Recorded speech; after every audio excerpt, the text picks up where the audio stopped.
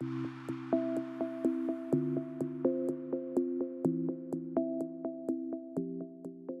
everyone. I'm Brad Danton. I'm the Indirect Tax Leader at PwC.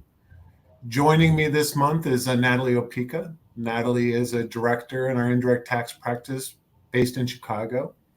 Welcome, Natalie. There have been a few developments that we wanted to discuss with Natalie, particularly the idea of some amendments that happen relative to the ROT regulations in Illinois, and then and those impacts potentially to SaaS.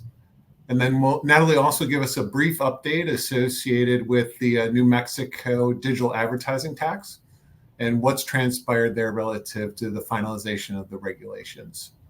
So Natalie, why don't you bring us up to speed relative to the amendments in Illinois and any impact of the ROT, SOT, or even the Chicago lease tax? Yeah, sure, Brad. The regulation was amended to reflect the department's position on software licenses and software as a service, which we've seen in a number of rulings issued by the department over the past few years. First, it clarifies what constitutes a written agreement signed by the customer, which is the first requirement of the 5-part test for whether a software license qualifies as non-taxable in Illinois. Specifically, it states that an agreement where the customer electronically accepts the terms by simply clicking "I agree" does not comply with the requirement. But an agreement with an electronic signature that is verifiable, can be authenticated, and is part of the license would comply with the requirement. It was also amended to state that computer software provided through a cloud-based delivery system is not subject to tax. It defines a cloud-based delivery system as one in which computer software is never downloaded onto a client's computer and is only accessed remotely. In that regard, it goes on to clarify that if a subscriber receives an API, applet, or remote access agent to enable access to the provider's service, the subscriber is receiving computer software. So the amended regulation implies that a SaaS provider is acting as a serviceman, and therefore its sales fall under the service occupation tax, the SOT. And as you know, Brad, under the SOT, tax is due on any tangible personal property transferred as an incident to the sale of a service.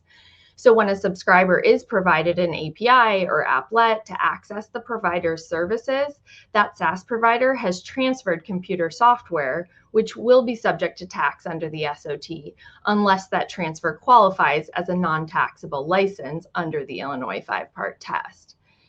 And it's worth noting, as you mentioned, that the amended regulation does not impact Chicago's personal property lease transaction tax, which generally applies to sales of software to customers located in the city of Chicago if the software is not subject to Illinois state sales tax.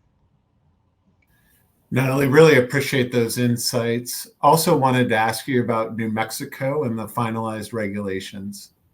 Yeah, New Mexico did adopt their digital advertising regulations back in December, and the final version contained no major changes from the proposed version that you and Chris Sharp had discussed previously.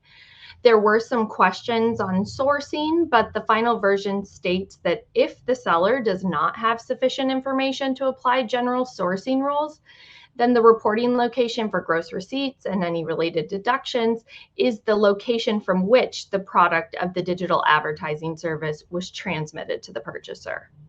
Thank you for that, Natalie. Really appreciate you making the time today.